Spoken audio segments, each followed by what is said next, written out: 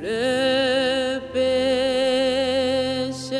plongé dans ses flots, Père de toute la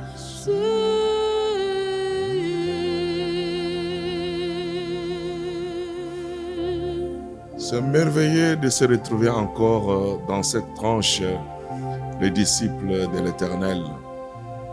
Et Dieu est tellement sage qu'il a divisé le temps en deux. Nous avons la nuit et nous avons les jours. Et vous ne pouvez jamais apprécier la nuit sans les jours. Vous ne pouvez jamais apprécier aussi les jours sans la nuit. Ils sont côte à côte. Ainsi, la vie. Il y a un temps où notre aspect de vie est ténébré, obscurci.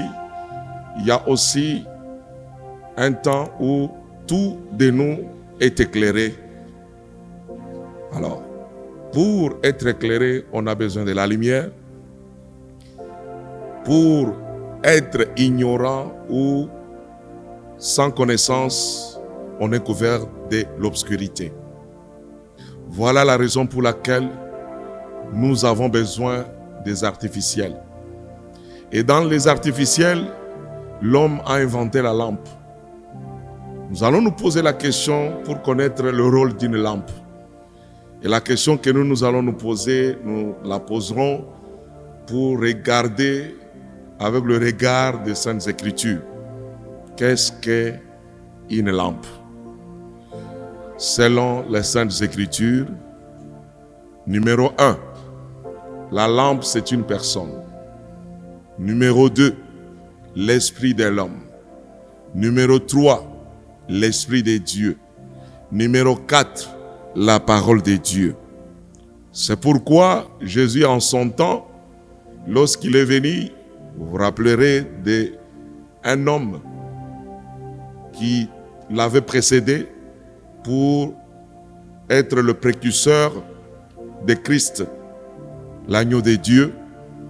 Cet homme, lorsque vous lisez dans Jean chapitre 5, verset 35, vous constaterez que Jean nomme Jean une lampe. Jean était la lampe qui brille et qui luit. Ainsi, la lampe, c'est une personne. Et puisque la lampe est une personne, nous avions dit encore que la lampe, c'est un esprit. L'homme est composé de 3 parties. Nous avons la chair, l'âme et l'esprit. Et l'esprit est la partie de notre être qui nous permet d'avoir conscience de Dieu, d'avoir conscience de certaines réalités qui nous environnent et aussi qui nous permet d'entrer en relation avec Dieu et en fin de compte nous permet d'avoir communion avec Dieu. Voilà le sens de l'esprit. Ainsi, puisque cet esprit nous permet d'entrer en contact avec Dieu, d'avoir relation avec Dieu et aussi de communier avec Dieu, nous allons constater que cet esprit jouera des rôles.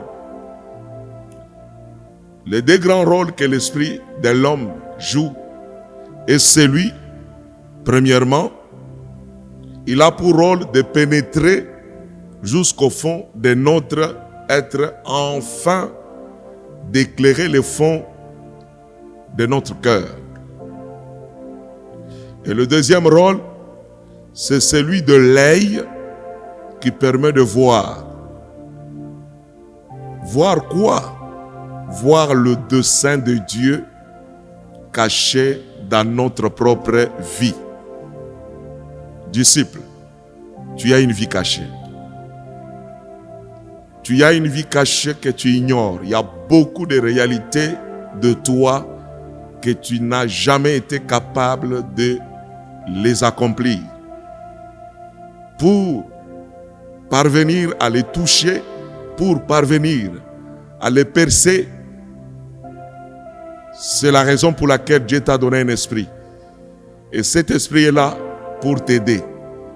Et suite à cette communication, nous allons découvrir ensemble, comme toujours d'hab, en sondant les Saintes Écritures, et cela nous permettrait de savoir comment utiliser notre propre esprit, parce que cet esprit a été placé là pour jouer un grand rôle. Lorsque je regarde le propos de Salomon dans le livre de Proverbes, Proverbes chapitre 20, verset 27, on me dit ceci: le souffle de l'homme est une lampe de l'Éternel. Le souffle de l'homme est une lampe de l'Éternel. Il pénètre jusqu'au fond des entrailles. Dieu nous a fait de façon à ce que nous avons une partie de nous qui est extérieure, une autre partie de nous qui est au milieu et une autre partie de nous qui est profonde. Cette partie qui est profonde, c'est là où se cache tout ce à quoi nous sommes appelés à manifester durant le temps que l'Éternel nous a donné sur cette terre. Et pour arriver à réaliser, à toucher, à percer, à visualiser, à comprendre, à saisir, nous avons besoin d'utiliser notre esprit. De la même manière, lorsque vous avez faim et que vous réalisez que vous avez faim, vous allez vous procurer à manger parce que vous avez faim. Et lorsque vous mangez, vous serez satisfait. Et lorsque vous êtes satisfait, à ce moment-là, il y a un apaisement. Vous êtes apaisanti et vous vous sentez bien. Tout cela, c'est à cause de ce que vous êtes. Ce que vous êtes vous oblige de chercher de la nourriture pour avoir un peu de l'énergie et continuer la route. Ainsi, nous n'avons pas simplement la bouche et l'estomac. Nous avons aussi l'esprit. L'esprit qui détermine le genre de vie que nous devons mener dans ce temps que Dieu nous a donné. C'est pour cela, encore une fois, j'aimerais vous dire, selon le roi Salomon, qu'il a défini notre souffle comme étant une lampe de l'Éternel. Je voudrais ajouter la version français courant. Lui, il dit, au lieu de parler du souffle, il parle de l'esprit de l'homme. Il dit que l'esprit de l'homme est une lampe de l'Éternel. Mon frère, toi qui étais ignorant, qui ne connaissais pas le rôle que joue ton esprit, par ces propos, tu reçois de la lumière. Et cette lumière que je viens de partager avec toi, c'est à propos de ton esprit, qui est une lampe qui doit éclairer le fond, la partie profonde de ton être. C'est la raison de ma présence dans ton petit écran ou dans ton téléphone ou bien tablette. Je suis venu tout simplement pour te dire, mon frère, tu as un esprit. Il faut savoir comment utiliser cet esprit qui a un grand rôle. Et si jusque-là, tu vois certaines choses marcher au ralenti, c'est parce que tu ne connais pas encore utiliser ton esprit.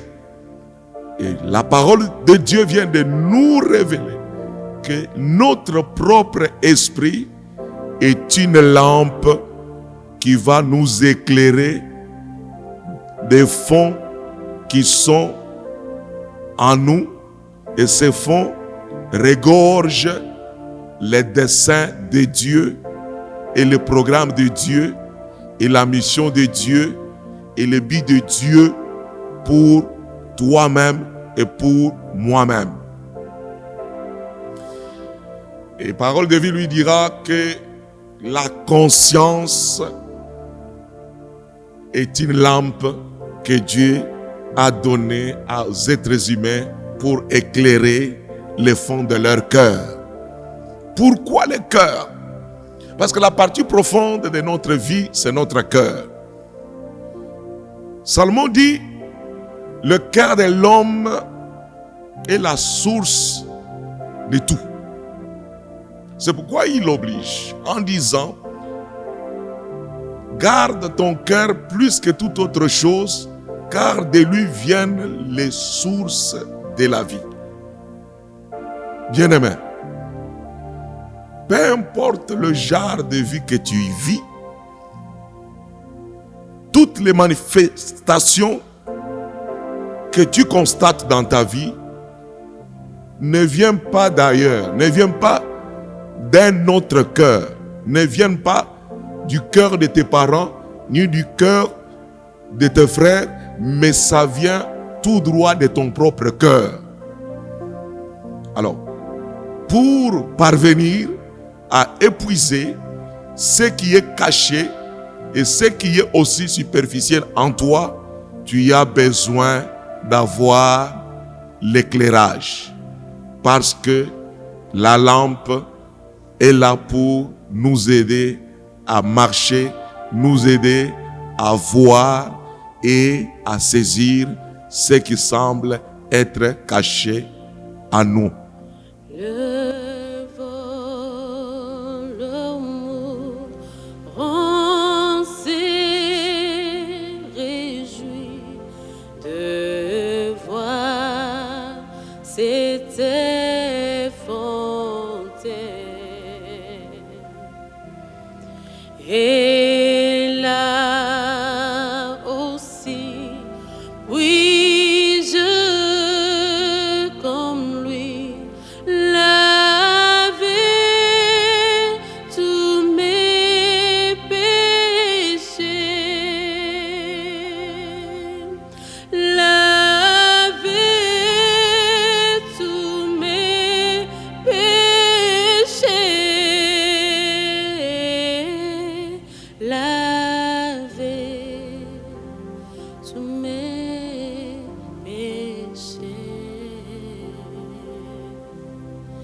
Et là aussi, puis-je Oui, et puis comme le Seigneur Dieu, dans son amour, dans sa grâce et dans sa miséricorde, venir vers toi, te rendre conscient de ce qu'il veut de toi, te rendre conscient de ce que tu es, te rendre conscient de l'amour de Christ, te rendre conscient de ses volontés, te rendre conscient de ses desseins et des choses que lui-même a cachées en toi. Puisse la paix du Très-Haut combler ta vie.